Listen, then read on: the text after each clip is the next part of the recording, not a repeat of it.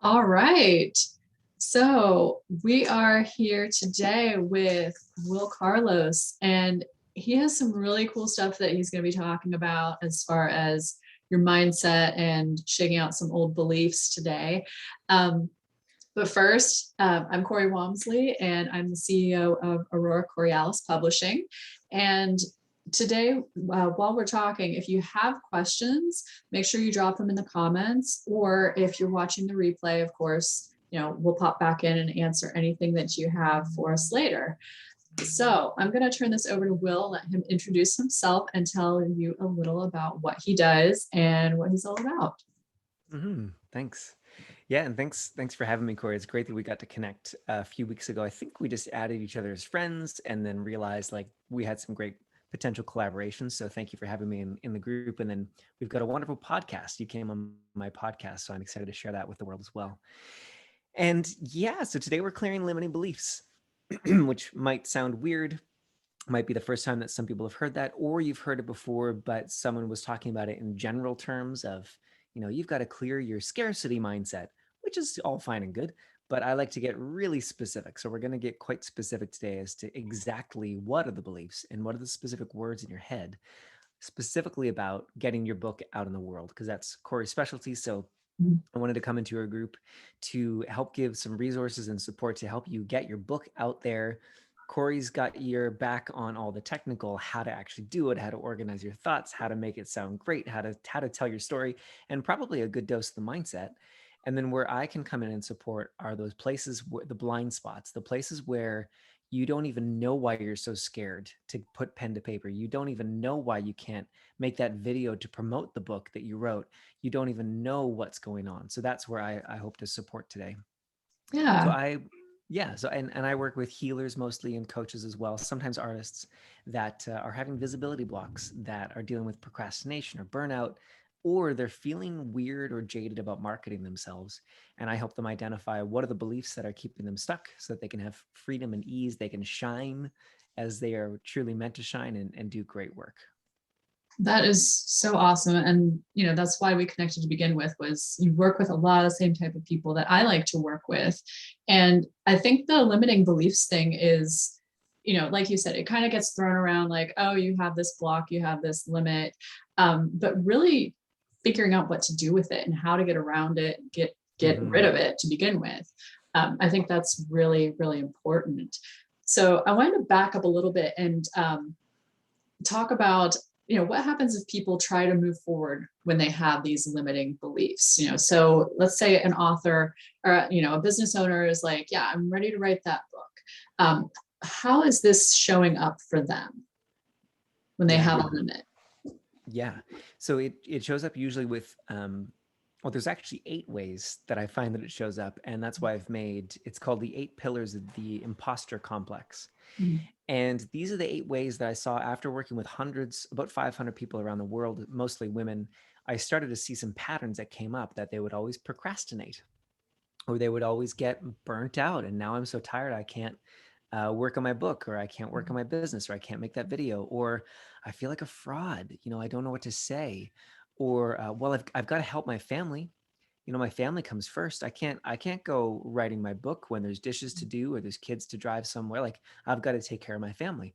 And these are I'm not going to put these in the category of excuses, because they're all real things. It's not that they're not real or that they don't need to be attended to. Mm. But if they come up chronically as the thing in the way, then that's what I call these 8 pillars of the imposter complex. And so the blocks that I help my clients through, when it's coming to writing a book or increasing your visibility in some other way for your business, is we identify, well, why are you procrastinating so bad? Why do you feel so lost? Why are you bulking even at the thought of getting that idea down or getting that video made? And that's when we get into the nitty gritty, the real belief clearing, which is not the same as, oh, you're in victim mode. We've got to get you out of victim mode.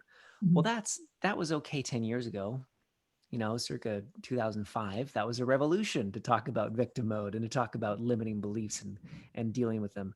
But I feel like we need to step the game up. So I get really specific. I get into not only your family history, but what are the specific words in your head? Is it from a past life? I know it sounds crazy. Or is it from this life? Is it from a family member? Is it from society? What are the exact words? What's the judgment that you're afraid to hear?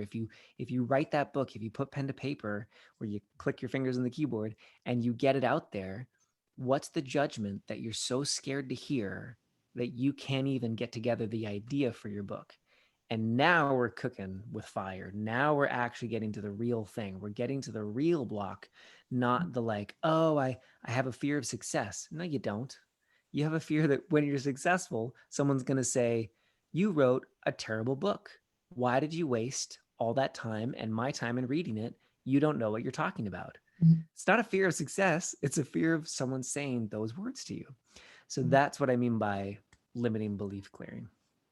Okay. Yeah, that makes so much sense. And a lot of the examples you gave there, that really resonates with me. Things that I've heard from people, they're saying, starting with that, like, oh, I'm busy with my kids.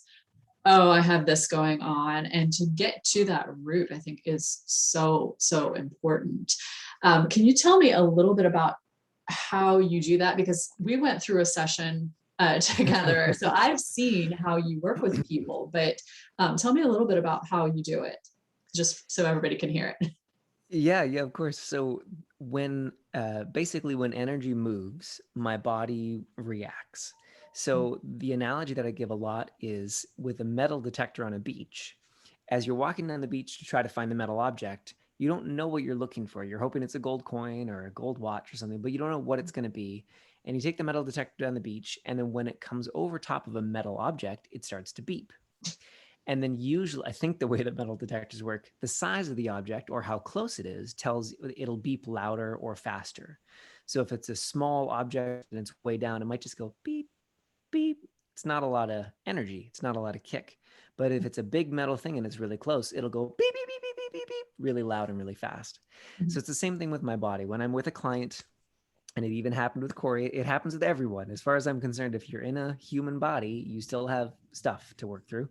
So when things come up, and I ask very specific questions, and we can get into some examples of that in a few minutes, but I'll ask a direct question.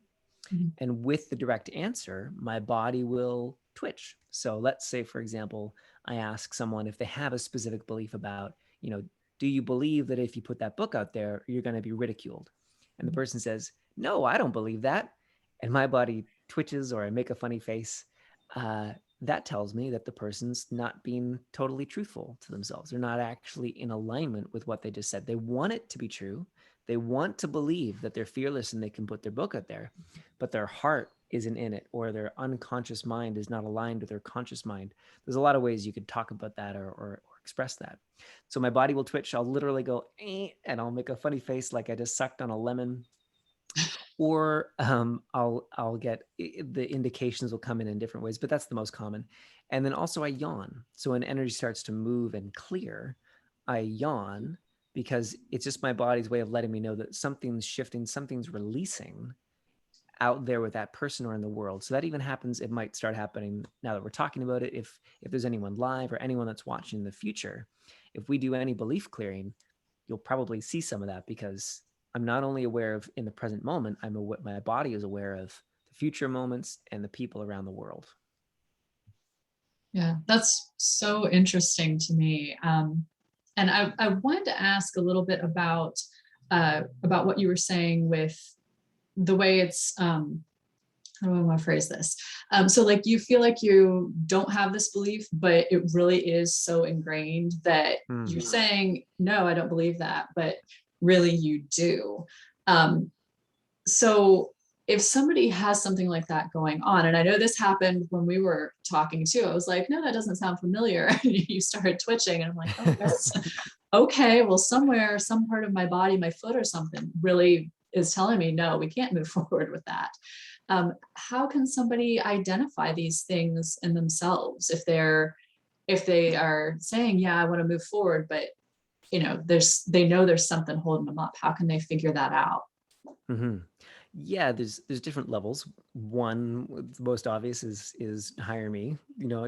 Not to be too self-serving, but it's a tricky thing to see. There's a reason why I go to a car mechanic. I don't know how to fix my car. I could learn. And if I really wanted to, I would learn. Uh, But he's got the skill set. I go to him. So there's that level. The next level is you totally can learn this. mhm, I learned how to do it. I wasn't born, well, I was born with some of these things, but mostly I had to develop these skills, these abilities. So I was born with some of it, but a lot of it I had to learn. So mhm, ways that you can practice is start to notice when you feel heavy and when you feel light. And this is something that I learned from Access Consciousness. They've got a lot of really great stuff. And some of my work will sound similar to some of their work as well. But this one is directly from them. So notice when you feel heavy and when you feel light. So when you say a thing, like, and you could, I find it helpful to start with specific phrases. So let's say, like affirmations. Oh, this is so good. So affirmations. I am healthy and wealthy and I'm looking forward to the future. And you go, oh, well, sorry, you don't believe what you just said. There's something in there that you know is a pile of BS and you don't believe it, but you're trying to make yourself believe it. And so it's not going to work very well. So that's one example. Another one would be with book writing. You're like, oh, I'm really looking forward to getting my book out there. Now, that one, you may have been already working at it for a while. So it may not be so obvious as that affirmation. It might be a bit more subtle. So you want to maybe even at first close your eyes, like, I'm really looking forward to getting my book out there. And you notice just for a moment that your throat goes, or your stomach goes, or your back tenses. There'll be some way, excuse me, there'll be some way that your body lets you know, oh, that was heavy. That was not in alignment. And this isn't to make you go crazy and to analyze every little thing you say. It's just a practice.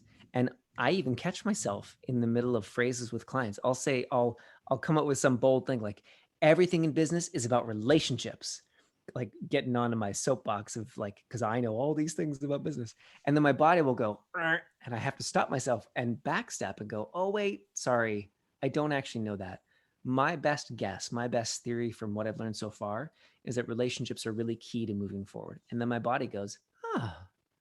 So it's also a way to save yourself from imposter syndrome because you'll stop saying stuff that you don't really believe. You'll stop pretending like you know more than you do.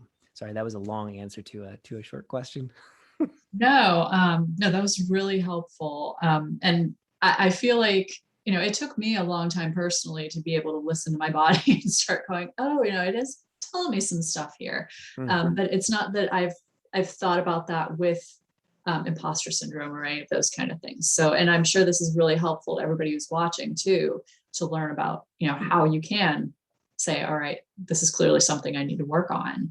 mhm. Um, so I wanted to ask too, because you messaged me the other day and you said that you were talking with someone and you asked her, you said the belief that if you could put your book out, it wouldn't be good enough. So you want to hold on to that for now. And you were asking her about destroying that idea at the point of creation. Mhm. Um, First of all, like, when can these things come into our lives? I know you had said past life, like, are there certain parts of our lives that we see a lot of this stuff come in? Are there certain things that we need to like look back at and say, oh, clearly that first job I had, that's where all this crap came from? Hmm. Yeah, great question. So it can be a past life thing, but I noticed that the more and more I do this work, the more I like to stay in the present moment or the present life. Mhm, Past lives, I think are real, but can I prove that? No. Do I really care? No. Can it be helpful and fun to explore? Sure. But mostly I like to stay in this present life. mhm, So yes, past life is one place that it could come from. Another one is just other people. That's a big thing. We're so much more aware of other people's crap than we would ever like to believe. mhm, Um, Especially in our current global situation, whatever you want to call it, we're so aware of other people's judgments or fears or concerns or beliefs or stories. It's crazy, like to be like when once you see a societal story, and women are kind of one of the groups that are the most hard hit by this, and that's why I work mostly with women. Expectations about what it means to be a woman or be a mom. you know if a mom isn't over giving, she's not safe. Like that, moms have found their safety in people pleasing. mhm, And so to write your book or build your business and be a great mom is feels like a very dangerous place to be, because in some way you're putting yourself first. So past lives, yes. Society, yes. Your family stories and your family expectations, big time. Um, and another big one is religion. You know, I'm not here to throw any religion under the bus, but it's a big one. There's a lot of expectations and beliefs that come from religion. Mhm. So those are the biggest ones. Those are the heavy hitters. And there's Okay. always going to be a specific moment. You know, call them traumatic events or mini traumas is another acceptable term in psychology. These are all places where we can create a story about what happened, because we as human beings, and this is more from psychology than it is from energy work, we as human beings, we're meaning making machines. So something happens and we don't just say, oh, you know, a family, my dad lost his business and decided to check out for the rest of his life and never talk to me because he was so destroyed. But that's fine. I'm good. No. We make a story about it. It was my fault, or I could have done something, or maybe if I loved him more, he wouldn't have checked out and disappeared from my life. We make up stories and beliefs, and all of them are understandable, but they're just no longer serving us now. Okay. That makes a lot of sense. So with all this stuff coming in, you have all these limiting beliefs potentially coming from all these different places. What do you think would be the biggest one that is going to keep people from moving forward with their books? Judgment, fear of judgment. Okay. So I've got this little, it's a mini story. You'll like it because it's a story. It's a Mhm. 1 paragraph story. And it's the story of the 8 pillars of the imposter complex. And it starts with procrastination. So I'm going to read this mini story so that if anyone watching or listening identifies with this, then they'll say like, oh, okay, I really need to, the tool, the energy tool I'm going to give you after this, you'll know that's the one for you. If you Mhm. hear this and you go, that's not really me, then you can check out and don't even need to bother trying to use that energy tool. So here's the story. Okay. And we'll put it in the context of book writing. So Jane, just making up a name, Jane started procrastinating on writing her book. And it led to her feeling really overwhelmed with all the things she would have to do to get it done. And now that's led to her inner critic kicking her ass with all the judgment and the criticism and the self doubt thoughts about, is she going to be a good author? Can she even get it done? Who does she think she is? And because of all that, she developed full on imposter complex. Fantastic. Not. So she started to play small with her book. She kept it on the side. She chose not to write it. She didn't put any time towards it because it helped her to stay safe. But because of all that, she realized she wasn't fully owning her expertise. She wasn't putting her expertise out there in the world. And so instead, she gave into lots of people pleasing and overgiving, thinking that it would help, but it didn't. And finally, she developed crappy boundaries and then realized she lost a part of herself along the way. So that's the the story of Jane and the imposter complex. So the 8 pillars, it starts with the procrastination. And I'm not going to go through it in nitpicky detail, but we procrastinate to avoid judgment. I'm Mhm. I have a working theory that anything we procrastinate on, getting in shape, writing your book, whatever it is, there's a judgment you're afraid to hear. And with book writing, it's easy because Mhm. it's so obviously a fear of judgment. It's just any visibility thing, making videos, writing your book, getting on podcasts. It's totally a visibility thing. Mhm. So the specific energy tool is this. If I wrote my book, what's the worst thing that someone would say to me? Sorry, if someone read the book that I'm thinking of writing, what's the worst thing that they might say to me? Not what's the worst thing that could happen. I want you to get specific. What are the exact words? Not like, oh, you didn't write a good book. No. I promise you it's specific. For me, for a long time, it was, you're not the real deal. You're making this stuff up when it comes to energy work and belief clearing. You're making this up. You don't know what you're talking about. You're not the real deal. Yeah. My entire body wants to shut down. So it took a while to shift that and to be Mhm. willing to receive that judgment, call it, transmute that energy, and to allow it in. So the first step is identify exactly what you're afraid people will say. And the second is, and this is a bit more complex, so you'd have to look up some of my videos on it, but you want to pull energy through that person, if it's a made up person or an actual person from your life, pull energy through them to you and allow in that judgment. And once you can allow in the judgment, not resist it and not stop caring what they think, but actually allow it in, I would, donuts to dollars, today or tomorrow, you'll start getting some work done on your book. Okay. I do have a question about that. So as letting it in, and I've always been one to just be like, I don't care what you think. So that's, throwing up a wall. I don't care what you think. You can hit me with all the nasty stuff, whatever. I don't care what you think.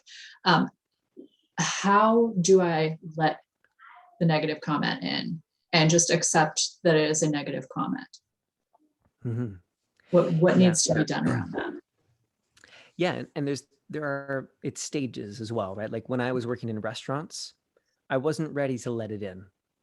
I would do a mental prep before every shift and say, I'm here to make money, not friends, because they were clear that they didn't want to be my friends.